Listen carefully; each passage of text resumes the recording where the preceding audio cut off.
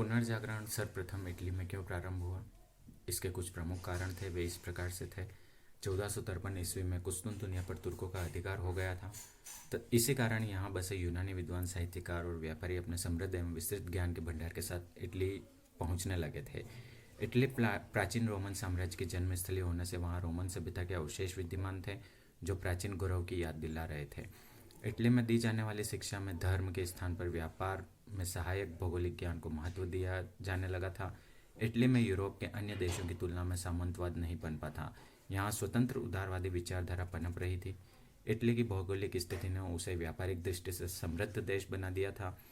Italy भूमध्य सागर के मध्य स्थित था। यह एशिया व यूरोप के मध्य व्यापारिक गतिविधियों का केंद्र था। अतः यहाँ विचारों का आदान प्रदान होने से एक तार्किक दृष्टिकोण का विकास हुआ।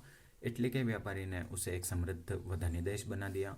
वहाँ का धनी व्यापारी वर्ग शासकों की भांति साहित्यकारों और कलाकारों को प्रश्रय देने लगे थे और इसमें वे गर्व का अनुभव करते थे। इटली के फ्लोरेंस नगर में Dante, Petrarch, Boccaccio, Angelo, Leonardo da Vinci, Machiavelli और गिरबर्ती जैसे साहित्यकार व कलाकार रह रहे थे।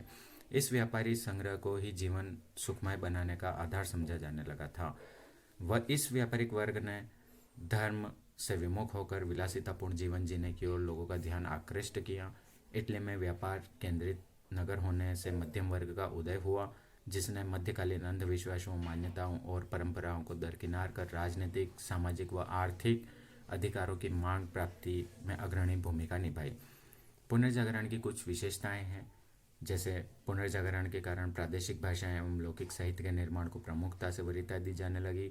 देशी व बोलचाल की भाषाएं अब साहित्यिक भाषाएं बन गई थी। पुनर्जागरण ने विश्व के बारे में और अधिक जानने की उत्सुकता पैदा की, जिससे नए नए देशों की खोज की प्रेरणा प्राप्त हुई। मानव और मानववाद ने पौप और पारलौकिक सुख का स्थान ले लिया था। मनुष्य के सुख दुख, उनकी समस्याएं, आदर और समृद्ध जीवन के महत्व को केंद्र बिंदु मानकर जीवन के प्रति रुचि पैदा करने वाली विचारधारा को अपनाया जाने लगा। परलोक स्वर्ग की तुलना में इहलोक अर्थात पृथ्वी को अधिक से अधिक सुंदर व सुखमय बनाने का प्रयास हुआ। मूर्तिकला, चित्रकला, स्थापत्य कला, संगीत कला, साहित्य इत्यादि में मानवीय दृष्टिकोण के साथ संवेदनाओं को उचित स्थान दिया जाने लगा।